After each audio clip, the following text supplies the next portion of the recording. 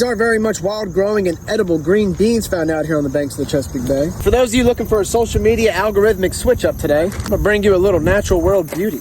This here is the American Groundnut, or by my more favorite name, the potato bean. And that name describes exactly what it does. It, of course, produces edible green beans. But also at the end of this grapevine is a potato-like tuber it has for a root that looks like a bunch of little red potatoes on a string. And those are said to be some of the most nutritious and tasty tubers grown in North America. The famous author Henry David Thoreau once said that in a time of famine, he would seek out the potato bean as one of his primary emergency food sources, and I concur. The tuber of the potato bean has more calcium and more protein than your average store-bought potato. And as you can see, they grow on the house. There is not one edible natural vegetation I've found out here in the Chesapeake that Native Americans weren't using a long time before English was being spoken on these shores. In fact, the potato bean was so widely used by Native Americans that scientists believe that when they're found very prevalent in one area, that it's actually a potential sign of previous Native American encampments. And like most of the plants grown out here on the shores of the Chesapeake Bay, these guys are really good for the environment, offers a great food source for local wildlife, and helps prevent erosion. But also, like most bean-producing plants, the potato bean fixates nitrogen back in the soil. So instead of like other vegetation